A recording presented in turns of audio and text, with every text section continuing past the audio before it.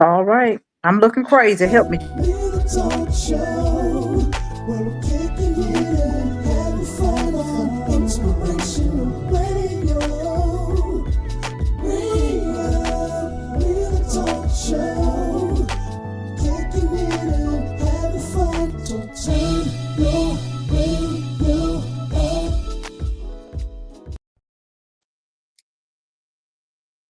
What's up, everybody? Welcome to another episode of TheReuPLive. Yeah, yeah, yeah. How you doing today, Lasagna? We all right today. We're gonna see our peoples on here, so we're gonna really be okay. Absolutely, absolutely. Yeah, I'm excited about this show. Again, it's another difficult conversation, but it got to be had. Um, But before we continue, as y'all notice, I don't see Dion yet, so hopefully he'll pop He in. traveling. He done told us he traveling. He said he might be able to get away from his travels to be being on us. Yeah, he traveling. So since Dion's not here to lighten the mood, we definitely want our audience to definitely chime in, ask a lot of questions. What's up, Vincent? How you doing, sir? You say Vincent is in that thing. Vincent is in here already. I appreciate it, brother. Thank you so much. He is almost officially moved to Texas. We might have to start calling him a Texan now. Already now? But he's definitely part of the Re-Up family. So um, who else? He said all is well. But yeah, we got an interesting conversation today. And first of all, as I mentioned, you got Lasagna Witt here right next to me, so I can't wait to have this conversation with her. You got myself. They call me the Deacon, Shelton Seaworth, and then yeah, we may or may not see Dion. He is traveling for the holidays. So one, we get to tell you guys Merry Christmas in advance. Yeah. We hope y'all are having a safe, and happy holiday. And yeah, so we looking forward to just winding down with you guys on this Tuesday. What else? So last week, right? Last week we had a tough conversation. Well, say a tough conversation, but we had a conversation about women in preaching, leaders, and Sonia. I can tell you afterwards, I had like some private conversations with brothers and sisters that they still had some thoughts about whether or not women should be preaching. And I want to make it real clear, like we don't get on, we're not scholars, we're not telling you guys what to believe. But the one thing that you can guarantee with the Re-Up is we're not going to talk or share anything without giving you some practical understanding of it. Now we read our Bible and you better that part.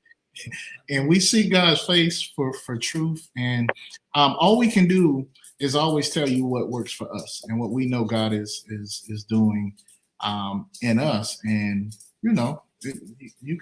you can go with it. Like we all got a choice. But these are topics that unfortunately divide the church. Right. Unfortunately, we get to a point where we're so staunch in our understanding of it that it becomes a distraction from the ultimate mission, and it's a distraction from us being unified on things that we should be unified on. So that's why we're having a discussion. And I'll leave anything out, Lasagna. No, you did good. People gonna think what they want to think, but I would say you just go to the word and you let God prick your heart. Just like they didn't have no rules for the women getting their inheritance until Moses went to God. Sometimes you just got to go to God and let God tell you. The law said only men can get the inheritance. The girl said we ain't got no brothers. Give it to us. And Moses went and prayed. God said they right. Give them their inheritance. But the law said it wasn't in the law. So you have to do like Moses. You go talk to God and God set the record straight. Absolutely. And that's what it boils down to. Now one of the common things you're gonna hear us talk a lot about is, reading the Bible with context, reading the Bible with understanding, researching, the Greek and the Hebrew words, the original meaning of the words in the Bible, because, That's true. it opens up a different level of understanding for some things, right? That's right. It cuts down, like, when you hear, people who don't believe in God and they refer back to the Bible, they'll always say something about, oh, it contradicts itself or it does this. But that's because, again, we take our English language and we place it on some ancient languages that, have different Mhm. layers of meaning. Like, the Greek and the That's right. Hebrew layer, like one word can mean so much, in Mhm. that. And, just dumbing it down sometimes to just our language sometimes really takes away from some of the power of it. And so, I know that the journey that I've been on with God and my Christian journey, reading the Bible from just a surface level, and you can get a lot just from that. But the more and more you read it, the more and more you understand, the more and more life experiences you have on top of what you're reading and on top of what God is actually talking to you about on a regular basis, the more, more value I think you get out of it. So I just, my prayer and my trust is that, all that will continue as long as you're seeking God's face. I believe you're going to find the truth. Yes, sir. He will tell you the truth. Yes, sir. And it may So make you uncomfortable and you may not like it, but it's tight, but it's all right. there you go. There you go. So, this series, this is kind of like the baseline scripture that we're using for this entire series. We're talking about a lot of stuff in this series, but John 8:31 through 32 says, "You will know the truth, and the truth will set you free." There's a lot of freedom, I think, in knowing the truth. There's a lot of Mhm. freedom and knowing God's truth. Let me be specific, right? Mhm. There's Lasagna has told me this a couple of weeks ago. I'm gonna steal it from her. But Go there's steal it. facts, Mhm. there's Mhm. facts, and then there's God's truth. There's Mhm. what you see, right? And Mhm. then that's what God sees and what He says about a situation. And that ultimately is the truth. We talk about the God of the universe that was able to speak things. The reason why He can't ever be wrong is because if He say it, That's what it that's what it's turns going to. to be. That's it. That's what it's going to be. He cannot lie. It's not that he don't lie. He cannot lie. He If he can't. say it, that's what it is. And if That's it's it. not that, when he say it, it turns into that. That's it. That's it. So Everything come out of his mouth is the truth. that's it. It is Mhm. what it is. And so, so this week we're talking about tithing, and I'm gonna start with one of the first things many people learn in church.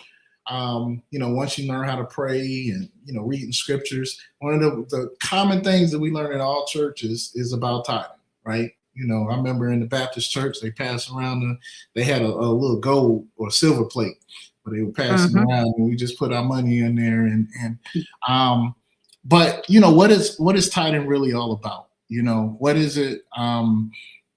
What's the situation? And I'm gonna bring up something. Lasagna remembers this way back when we was at Fishbowl Radio Network. Shout out to Fishbowl Radio Network. I don't know if you remember Mhm. the young man that came in. He was going on somebody else's show, but he had wrote a book all about why people shouldn't tithe or Mhm. how tithing wasn't biblical. You remember that guy?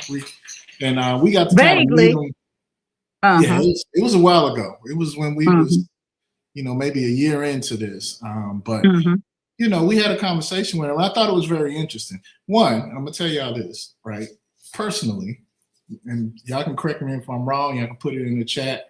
And if you're just joining us for the first time, please join the conversation. If you're on Facebook, if you're um, on YouTube, there's a chat open right now. You can jump in. Vincent's already taken advantage of that, and ask questions and comment, right? Whether you agree with our points or not, we definitely want to hear from you. But transparently, in my human body, like nobody has to tell me or convince me to not tithe.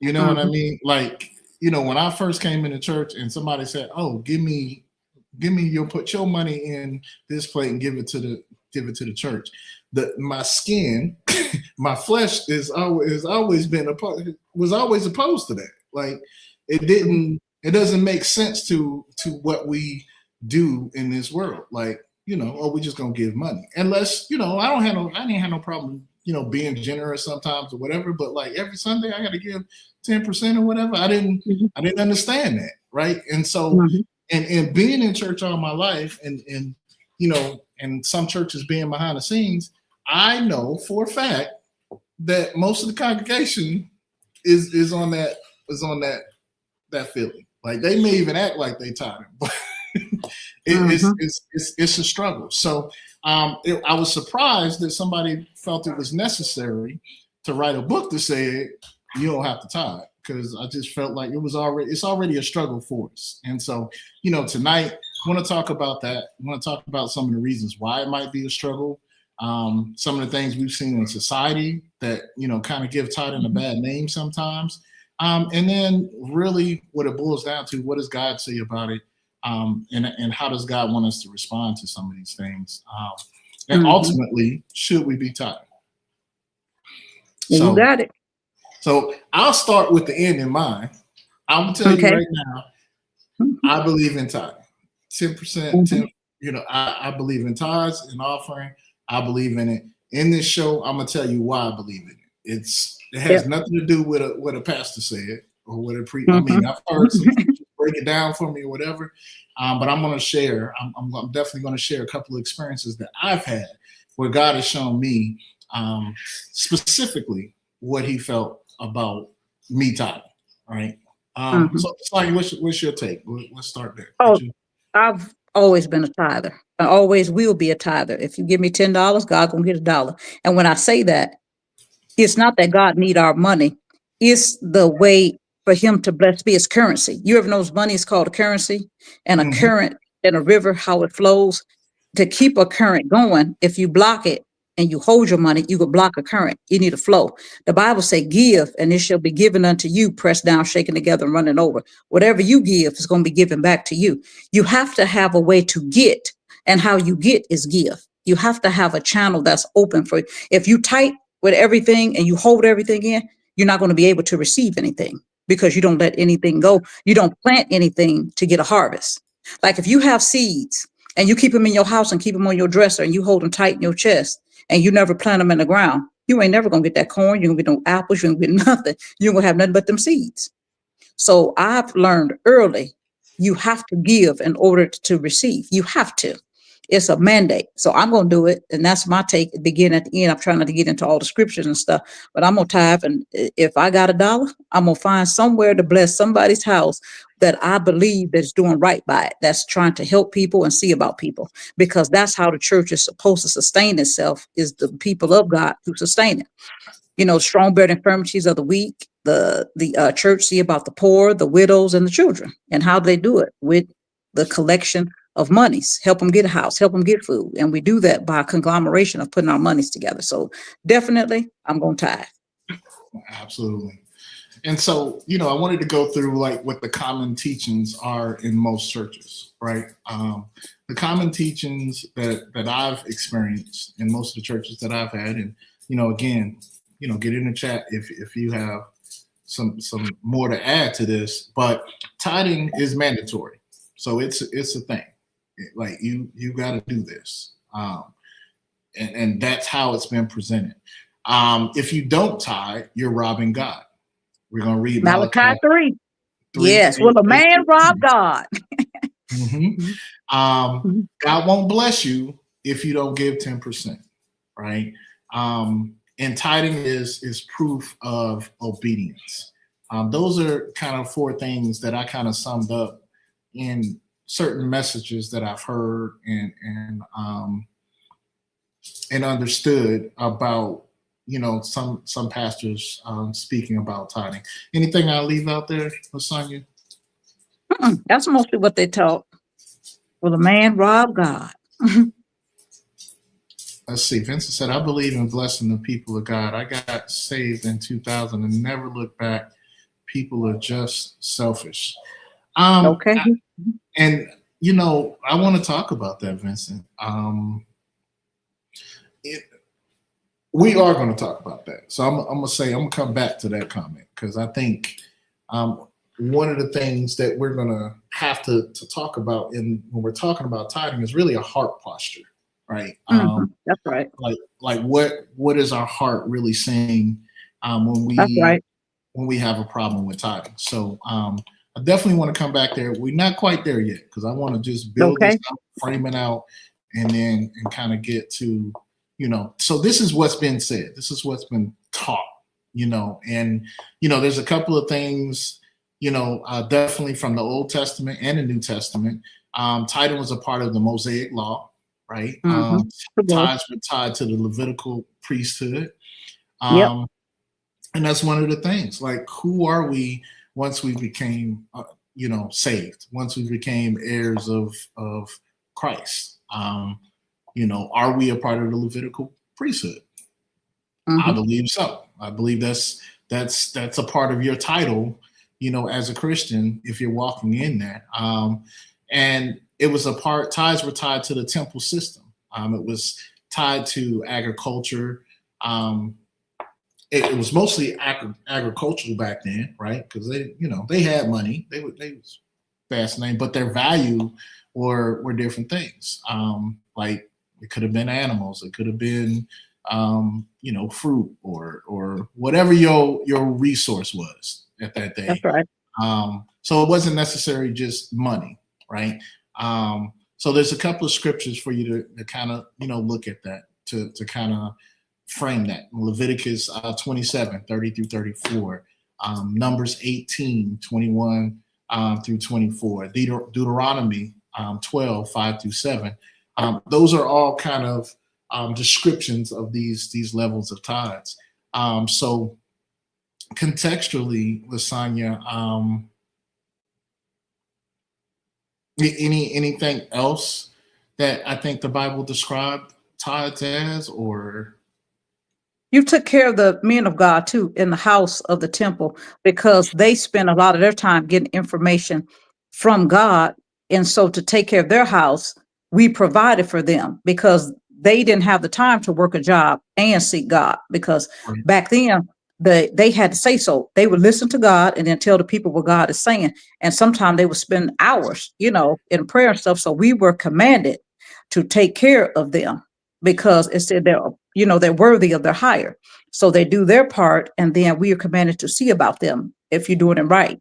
So that is how we came up with the system anyway. It's from the Bible. Absolutely. Mhm. The next part, there was multiple types of tithes, I would say, too, right? So Deuteronomy 14, 22 through 27 talked about the festival of the tithes, right? And then in Deuteronomy 14, 28 and 29, it talked about the poor tithe. It was different things. The word tithe, let's back up for a second, actually means a tenth, right? And Right. this is one thing I think I forgot to mention that I know I've been taught is, and it's an extension of your resources, right? That if you don't tithe that tenth, that you are putting a curse on the rest of the 90%, right? And I think this is a good time to talk about the difference between a resource and a source, right? The money that we get from our jobs and That's right. I guess the wealth that we gain is all a resource, right? That's all. And if you're a Christian, you know this because the source is always going to lead back to God. Like, that's right. God he gives you the breath, the energy to work, the ingenuity, the whatever you need at your job to accomplish it and do it at a high level. You got that from God. Like you. Deuteronomy said he give us strength to get wealth. Yes. Yes. Yep. So he's the source. And this is where I think it's a good time to kind of go back to what Vincent said earlier. where he said, I believe in blessing the people of God. I got saved in 2000 and never looked back. People are just selfish. Selfish to me points to, again, a heart posture or a part of a heart posture. And then maybe a misunderstanding of that concept of resource and sources. Like if you know that your resources were given to you by the source, God, ultimately, one, you're not going to put your trust in your job, right? Mm-hmm. You're not going to put your trust in your finances, your money. You're going to put your trust in God because Mm-hmm. he made it possible for you. So to me, that's part of the heart posture conversation. Like whether you are on the side of tithing or not tithing, what is your heart posture? Are you not tithing because you just, you think, if you do tithe 10%, then that's going to, really keep you from, handling something or doing something that you want to do or whatever. Or, or do you think, and let's talk about it. A lot of people, when I talk to them about this tithing conversation is, oh, the pastor, he's driving a Cadillac and he's doing this and he's doing that with my money. So what do you think about that? What do you say when people say stuff like that where they feel like their money is not being used wisely or good stewardship there? Because it is a valid point in some cases. If you already don't want to give and we flesh, you're going to find any reason not to give. I can't worry about what they're doing because I have to be concerned about my bloodline and my legacy. I need to open up a way for God to bless me. So I feel like when I tithe, I open a door for me to get, and it works for me. I've been tithing and God have taken care of me in seasons where I did not have a job for months, and he took care of all my needs, even had people pay my bills. So I know the principle works. So if somebody mistreats my money, that is God going to handle them on his end. But my responsibility is to do my part and what I feel like as being a saved Christian and doing what God have told me to do, to see about the poor, the widow, and kids. Like I don't know all of them. So I try to find some house of God where I believe that they are doing, in the community and helping. And it takes a lot of people to help. You say the pastor's driving, the Cadillac or whatever, but what about all the families that they feed? Like if your pastor's feeding 100 families, 300 families, 1,000 families, and the people crying and getting the stuff from church, they're getting that money from somewhere. It's not Right. just appearing and they just got the money and the food and all that. Somebody is making this possible. And, so Right. I believe in doing my part. If you misuse it, that's between you and God got to handle you. I don't have anything to say about your part. All I'm responsible for is my part. So I Absolutely. don't even consider that. Like that's not my thought process. Absolutely. And I like what you started off with, right? I think, and I told you guys I'll be very transparent and authentic, especially, as a young Christian. You really, you really don't need a lot of excuses to not want to tithe. You know what I mean? If you really Mhm. look hard enough, you really, in your heart of hearts, you just don't want to tithe. And Mhm. your motivation matters, right? So even if, let's say, you were tithing and you just really didn't want to do it, or you were really secretly bitter or upset or angry about it, that's not good either, because Mhm. because the Bible talks about giving with a generous heart, right? So anything you do, it needs to be from a generous place. It needs to be from a generous motivation, not to be seen, not to say, "Oh, Mhm. look at me," or anything like that. Your motivation needs to have a purity to it. So again, Lasagna said this earlier. God don't officially need our money. You know what I mean? But this Mm-mm. 10% is an opportunity for you to kind of test where your heart is, where it falls in on this, and again, your pastor, and I'm not going to sit up here and pretend like there hasn't been situations where churches or Right, right. something like that have not been found out to be misappropriating funds or, doing the Mm-hmm. wrong things with it. We all have the ability to get up and go and support another church. But to Lasagna's That's point, right. God still is going to honor your heart and your willingness to do the right thing, whether or not the church or whoever you're being generous with decides to do something inappropriate with it or wrong with it or not be good stewards of it. God it's really your heart posture. That's why I really wanted to highlight that point. If you're on the side where you tithe all the time but you angry about it, that's not good either. that's not good either. Because your motivation, God sees the heart. Like, man, we look at the outer stuff. We look at the outer shell. God has taught us to be fruit inspectors, right? And honestly, if you think your church is not doing the right things, or maybe something in your spirit is saying something a little bit different about something, look at the fruit. I love when I see what our church is doing to different things. When a national disaster happens or a local disaster happens, I'm a deacon at my church. When we're out feeding the homeless or giving out thousands of boxes of food and doing things that we know cost money. People always talk.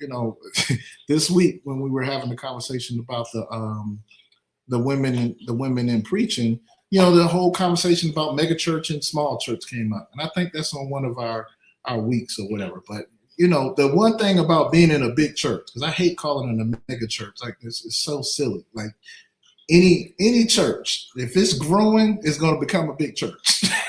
Period. Mm-hmm. Like if we're discipling people and people are looking for a place, there's so many churches. Guess what? All of them should be getting bigger and bigger, by every week. If we're doing what we need to be doing, as Christians, because people need to have some place to be planted, some place to learn and grow and grow. If your church is the same size, I don't want to hurt nobody's feelings, but if your church is the same size as it was 50 years ago, Mm-hmm.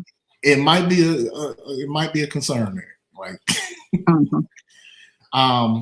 But either way, the good thing about being in a bigger church is that it should have more fruit to bear.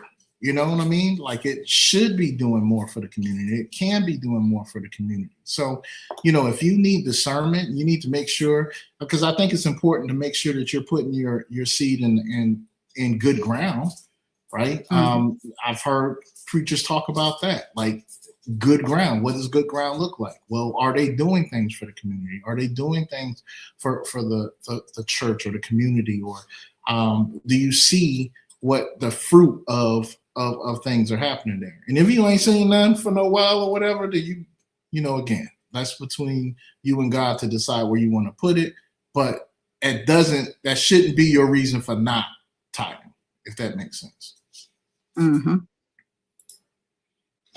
Francis said it shouldn't matter how big a church is, because you just need to keep a big church with a small church mentality so people don't get lost. Okay. Absolutely. Vincent, when I did go to when I've gone to bigger churches, I found that the way you make bigger churches feel smaller is by being active, by supporting, by volunteering, by being, connected to what that ministry is doing. I know I go to one of the biggest churches in the world, and I feel like I know a lot of people's faces, met a lot of people. Like, it has a lot of small church environment there. Hi, how you doing? What's this, Lucas Tika? Appreciate you joining.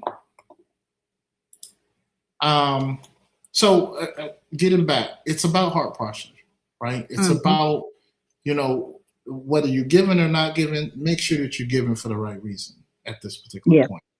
And I said earlier that I would give an example of, a personal testimony. I remember the first time I came to this realization about tithes, right? I'm gonna tell my age a little bit, because It was back in the day. I remember I was going to church. I was actually working a couple of jobs. I was in college. Um, and I had just kind of recently broken up with my girlfriend, and we had kind of went our separate ways. So I was making it was hard to make ends meet at that point, right? So you get to that point, you in church, and I think I had, if I remember correctly, I had like maybe $30 in my account, and I had like a electric bill due like the next day, and I was like, well, I ain't gonna be able to tithe today, right? For sure. And like I said, like really didn't need a lot of motivation to not tithe at that particular time in my life. But something came so convicting in my spirit at that moment, Lasagna. I remember it like it was just like, what you gonna do with that $30? One, it don't even cover the bill that you concerned about or that you worry about. And then I actually even remember, this is the first time where I remember a scripture that kind of came to mind, to where the scripture that talks about not worrying about tomorrow. And I was like, well, if my life's gonna be cut off tomorrow, but I just had this pushing to do it, right? This nudging, that inkling, like, I got to do something. I got to do it, right? And I think a lot of people, and I'm not one of those people. Now, don't get me wrong. I think some people think because pastors are so good at their craft that pastors are making you do stuff. The reason why I'm telling you, I know for a fact, everybody is I don't really believe that pastors have that type of power. Right. Some of them are persuasive. They'll say some things. And, I know we got those people that'll sell you prayer cloths and holy water and all these different things to get people and prey on people that might want to, that are looking for stuff, at that moment or in a really low season or whatever. But this wasn't one of those moments. I can't even tell you what the pastor was preaching about. I just know I remember how that moment felt. And I put all of that $30 in there and to the offering. That's all I had at that particular time, right? The very next day, and this is why I'm gonna tell my age because they don't do this stuff no more. I received in the mail like one of them vouchers to switch electric companies, and it was like for $100. It was gonna pay off my bill, let me switch to another electric company for a cheaper cost. Which was gonna, because again, I only needed. I think I was gonna get paid in like the next week or something like that. And I was like, oh, okay, God. And that right there was that moment. And since then, it takes those little things. Now, I would like to say, like, I was just like, I'm gonna be a consistent tither from here on out at that point. But it was other little moments like that where I felt this nudging, this be obedient sign. Like, I got you. Do you trust me? That's what it really boiled down to. Do you trust me? Do you trust that I got you tomorrow already worked out? That you got that? Do you understand that I have plans for you already? this already working in your favor. Do you trust that? Right? And so I when I'm talking about heart posture, that's what I'm talking about. Like, is your heart posture leaning towards trusting God or trusting the money or the things, the resources that God is blessing you with? And the tithe don't have nothing to do with per se what God needs. It's all about him trying to bless you. You have to have an opening to be blessed. The Bible clearly says, give, and it shall be given unto you. Pressed down, shaken together, will men give unto your bosom. What I mean is, if you do not have an opening, how are you going to get blessed with all the doors closed? You have to open the door and let something out to let something in. Like I said about the seed. If you have a bunch of seeds on your counter, I got apple trees, fruit trees, all the seeds on the counter.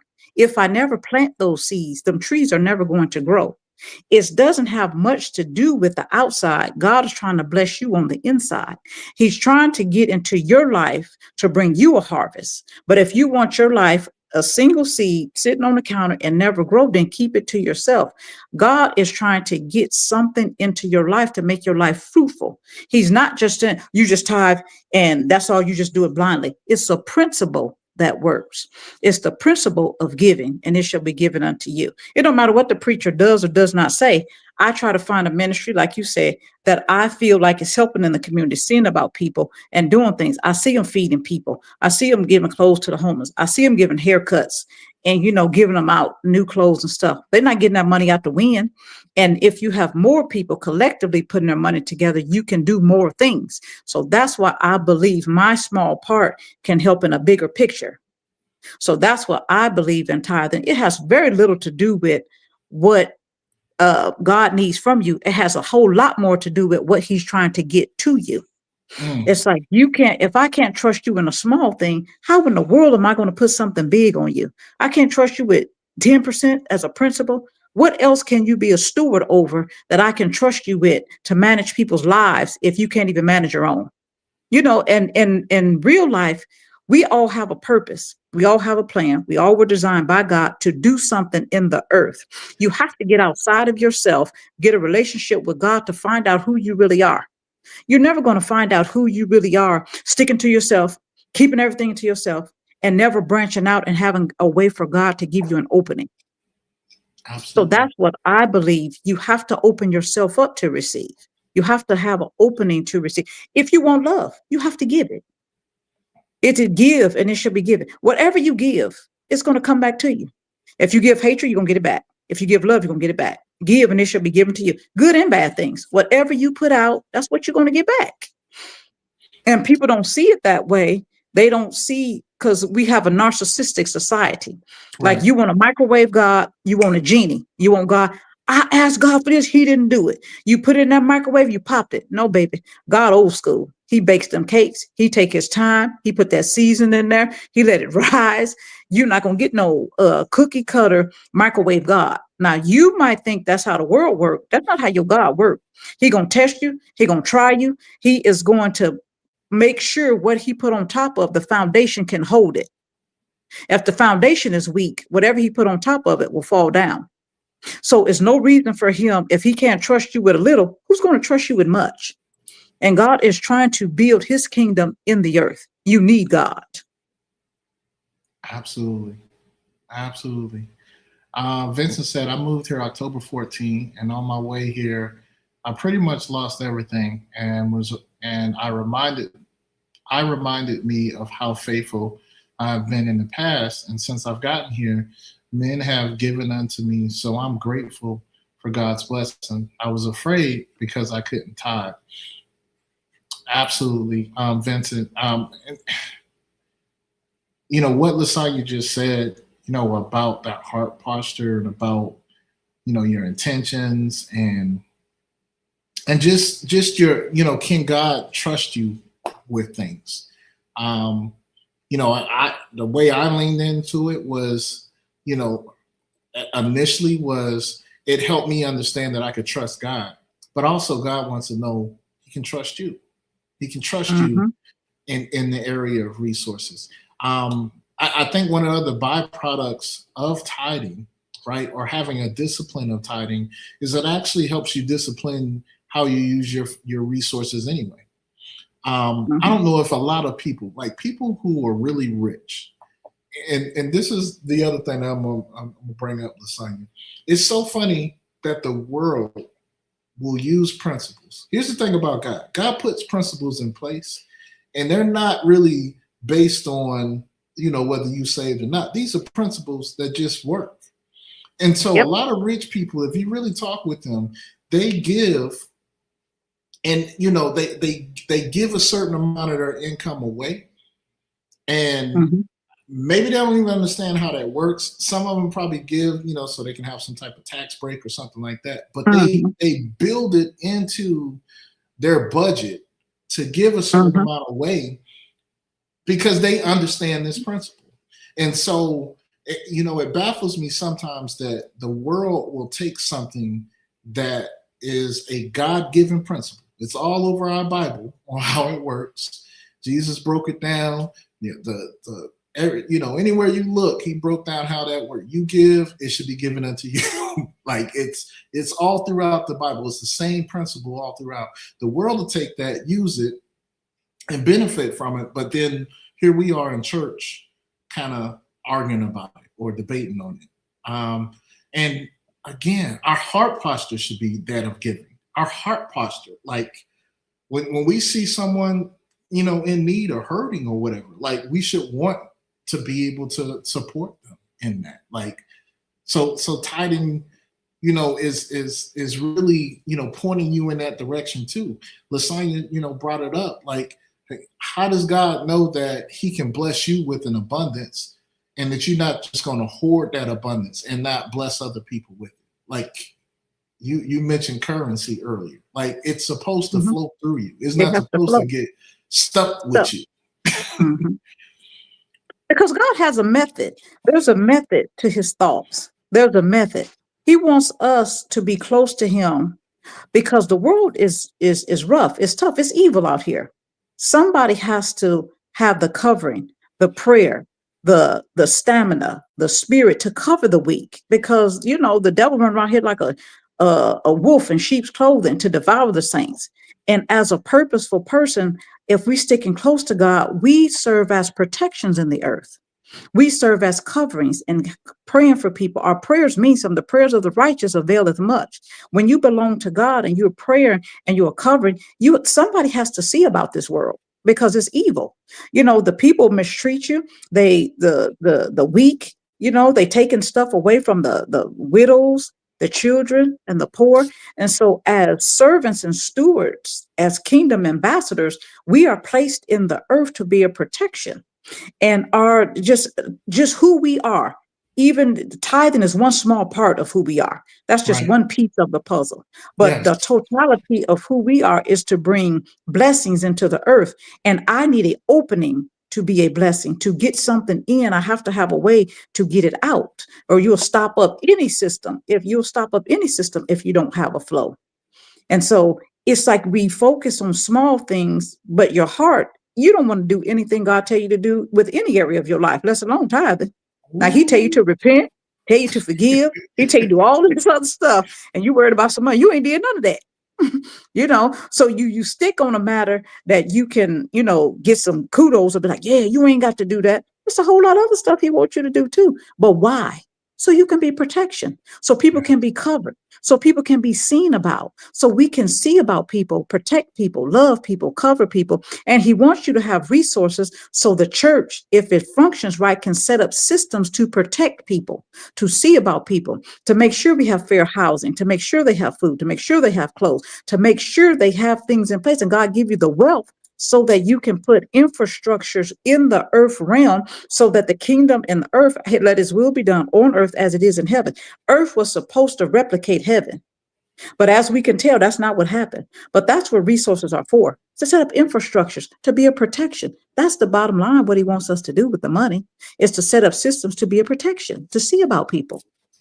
Lasagna, what popped in my heart as you were talking, we talk a lot on this show about kingdom. Tithing is a part of that kingdom currency. Right now we're in a season where we don't know how the government is leaving a lot of holes for a lot of That's right. People impoverished, a lot of gaps for people, healthcare and things like that. Imagine a church that was standing on business and really doing what God called them to do. And how we would be able to step in that gap and be kingdom people, to that. Like, a couple of months ago, we had a real bad flood in a part of Texas. And yes, I was so happy to see, actually, even before FEMA got there, before the government got there, my church was there, helping out, supporting, trying to with resources, with things to kind of, help people in need at that moment. What if what if we just had the mass ability to do that and fill in the gaps in all these acute communities, all these different things. And why this is so important even to grasp or have some understanding with this is probably a gap in it, because I know, again, nobody needed to write a book about not tithing. Like, it's something that our flesh, like who we are as humans. Like Lasagna said something earlier. She said, you just got to ask yourself why. Why do I not want to give? If it's because the pastor or something, something outside of your control, something that and God is showing you something different, Mm-hmm. and I, you have to understand your why. Like, why am I really doing this? Is it because I'm trying to hoard this? Is it because I'm not good with money? You got to be honest with yourself. You gotta be frank, because guess what? God know your heart either way. So Mm-hmm. this isn't a show to try to force anybody to tithe. Like, I don't got no church for you to tithe to or anything. That's right. That's We right. appreciate any support y'all could give and stuff like that, but not that's not what this is about. And it's not, if you still after this episode don't want to give, like, that's between you and God at that moment. But again, with anything, Lasagna took it past tithing. Why you don't want to forgive someone, why you don't want to Mm-hmm. repent about this, why you still holding on to this habit or whatever. You got to ask yourself why is this an issue? Why is it really an issue to me at this point? That's the truth. And the truth is, God loves us and have us here for a purpose. Everything we do is a method. It's a method to his system. He wants us to do these things because conglomerately, more of us together, giving together, could be more protections for people. Because what the Proverbs say, money answers all. If you get us together that have a heart that love people, that save, they love God, we're not inclined to mistreat people. I'm not talking about people who say they Christians and they do everything but be saved. I'm talking about people that have a heart after God.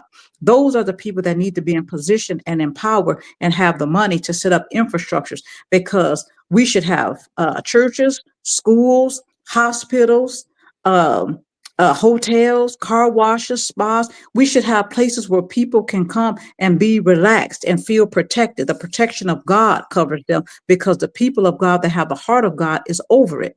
That's what money is about, to put the monies together to build infrastructure so God's people and we can be a safety net in the earth. That's why we're here, to provide protections for the earth. Because once Satan got banished and kicked out of heaven, he angry. So he mistreat people. You can see his works all over.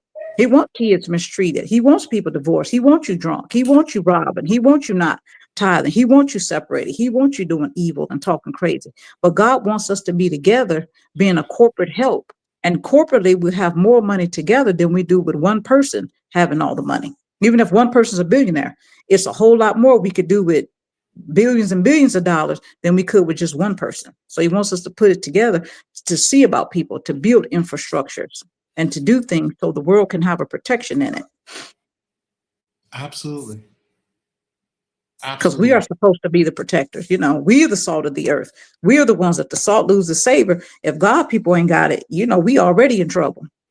If we don't do what God put on inside of us, hey, the whole thing is gone. Like the word said, we the salt. And again, it goes back to our heart posture and our motivations and what we esteem to do in this world, how we even esteem to represent God in this world. Normally people who have a problem, and I'll just speak for myself. When I had a problem tithing, I also had a problem, giving the people, on the street corner, or I had other issues, right? Heart issues that were clogged up in that moment. It was hard for God to use me to his fullest. How can you disciple people when you don't have a heart of generosity or care, for other people? Like Vincent said earlier about selfishness, right? Tithing is an unselfish thing, right? How many people like, I'm struggling myself. Why would I give somebody else some money or whatever? Not, again, all that says is, do you really understand the God that you say you serve, the God that you love, that you say you believe in? Do you really believe that he's sovereign and in control and over everything? And that's one of the things that you have to ask yourself. What do you really believe? Like, That's true. part of it is still I want to control it, right? I want to control, this aspect of my life. I don't want to depend on God in this.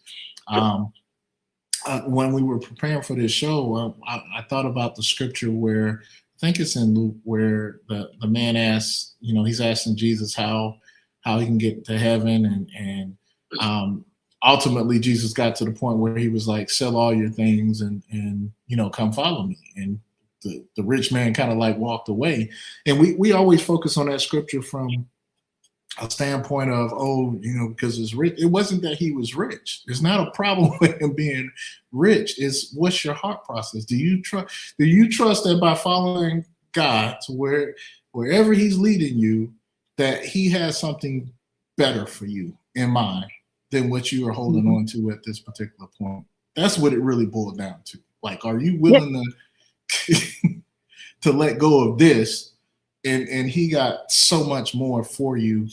And even if he didn't, just knowing that he's a good God, it's not even that he's giving you money back. Like, there's been times where my health has not been the greatest, and I know God has stepped in to get me through things like, relationships, like, it's so many ways that God becomes the source of what is needed, the daily bread that we need for each and every day, So it's not even like he give you, you put 10% in, he give you 10,000 back. Like, that's not what we're talking about. We're just talking about, do you trust him? What's your and can he trust you? What were you about to say, Sonia? No, I was going to say, and it's planting seeds. You plant your seed in the ground, because I've been for the last a lot of years. I heard one pastor preach that when you put a seed in the ground, like you have children, they have names. So I put names on my seed when I put it in the ground, what I want that to plant in the ground, what I need it to do. So I put names on the seed. He said, because you have children, they got names. So if you plant seed in the ground, name it. Say, God, I need this to bring health to my family. I'm putting this seed in the ground, but the tree I want to see health for my family. Half the time when I pay tithes, it's not to get money. It's to mend relationships. I see people struggling. I see my family. I need loved ones lost that I want them saved. I want their relationships mended. I want to see them do better. I want to see their health be restored. So I put the seed in the ground for that particular situation. And when God answers it, I can know what seed I planted in the ground. He says, sometimes we just throw seed in the ground and just come up anywhere. A principle work is like, but you just throw it in the ground. He said, you should name it. And I stuck to that. I was like, God, that makes sense. Like, so for many years, I name it. It's like, God, I need this to go into the ground because I see things that are wrong. I see problems. I see health issues. And I want to plant a seed on this particular issue that I see. So when it come up, you can know what you planted and you can see the trees. Like, oh man, okay, God did do that. That's why journaling is good too, even though I'm not the best at that, but I always hear it's good. But my mind, I recollect things that I prayed for and I put seeds in the ground on it. And then when I see it, it's like, oh, okay, God, okay, I see you. So a lot of times my money going in the ground, it has rarely to do with other money planting seeds for it to come up. Now, I'm not going to take no tip. I need me some money now. Don't play. And if God had a problem with money, he wouldn't say the wealth of the wicked is stored up for the righteous. Because if you didn't need no money, why would he have to say the wealth of the wicked is stored up for the righteous? If you didn't need it. So that wasn't probably what he was telling that man. God wants you to have money, but he don't want money having you. That's it. If you can't part with it, he got you. If you can let it go and do whatever God tell you, it's like, hey, ain't nothing gonna have me, not no stuff. And the truth is, we don't have money. Let me tell you how I know. Fall dead today, all the money you can take with you is all the money you have. If you fall dead today, anybody with any amount of money, every dime you can take with you is how much money you got while you living. You only a steward over somebody else's stuff. That's my whole point. You a steward. So it's no reason to hang on and be a bad steward and hanging on to other people's stuff. Because if you fall dead, you'll find out how much of it is really yours. I don't care if you're a trillionaire, fall dead. Every dollar you can take with you, that's what you own. Absolutely. So that's about what I have tonight, Sonia. I mean, we're right on time. Like, we sure did. Any I'm looking in the chat to see if there's any notes. If there's any questions from our audience, our listener audience, definitely this is a good time to put your questions in the chat, comments. Vincent, man, you the star of the show today, man. He done You took over took them you comments. took Dion's spot today, so we're gonna let Dion know you stood in for him. But any thoughts? I'm challenging.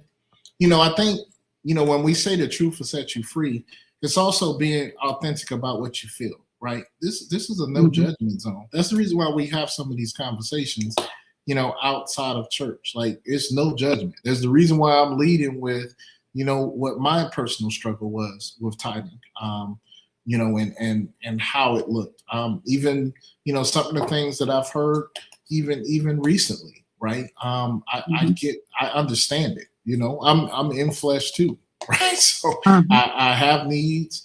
There are situations where my trust for God, I realize that every season, like the higher God takes you, the different levels he moves you to, or the different spaces he moves you in, he shows you different ways that you can trust him. That's the truth. And money is such a simple way to find out if you trust him. That's carnal. That's nothing. It's like, money come, money go. It's like, that's an easy thing. And so if he can trust you with that, he can start trusting you with more intangible things. What can he trust you with? If you have people, because people have positions in people's lives, and you have to walk delicately dealing with people, because people trust you whether you know it or not. All of us is somebody's hero. Now, we might be somebody's villain too. Now, don't get me wrong, but all of us have somebody that look up to us, no matter who you are. Right. I don't care if you don't even know that they're looking up to you, and you want to represent. If you claim God, represent him in the way he wants to be represented in the earth, so people don't have such a bitter taste. Because everybody who's mad at God, they don't know God. They mad at how people represented God. And then they blame that on God, which it had nothing to do with God. People say they be mad at God, or they don't like God, and God did this to me. No, somebody did that to you, but I promise you, God didn't. Right. Mm-hmm.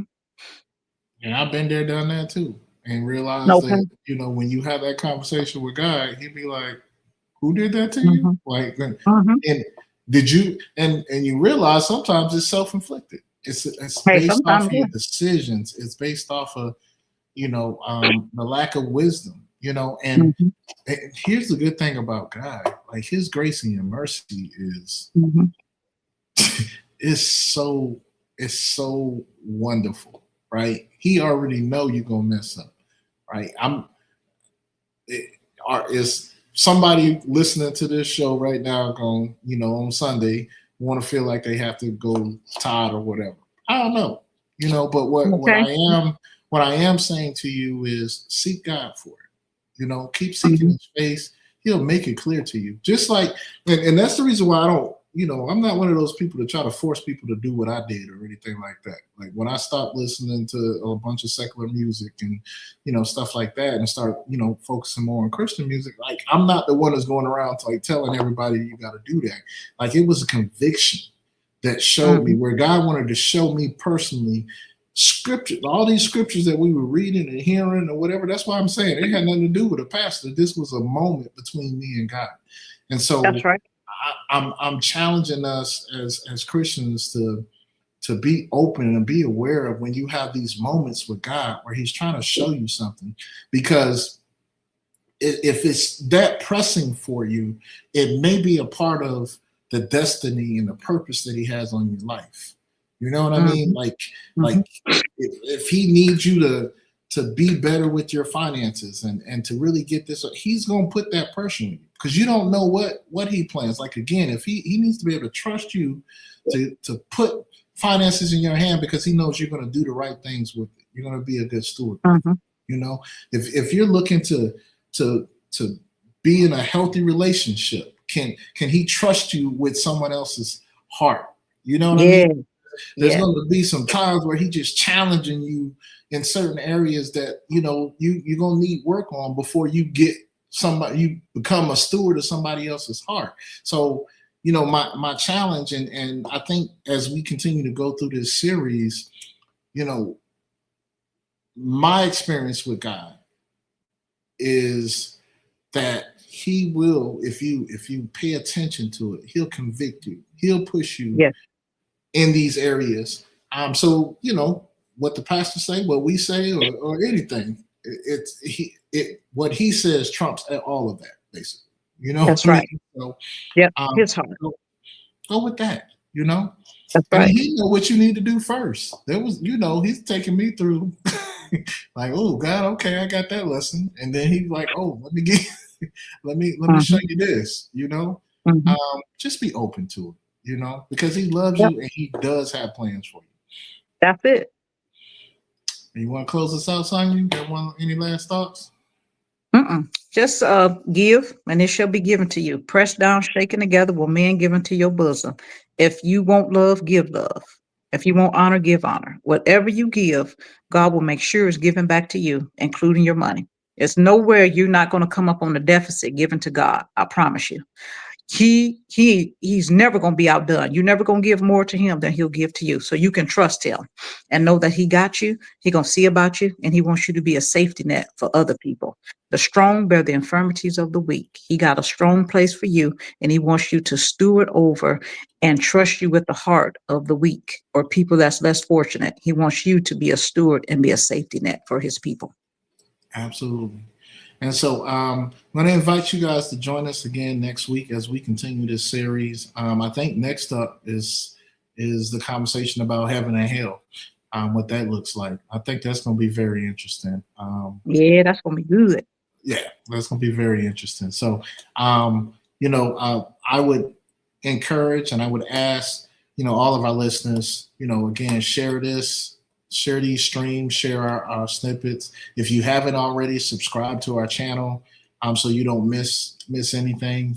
You can go back. Mhm. We have over 260 shows now on YouTube. Yeah, we have a good time. Yeah.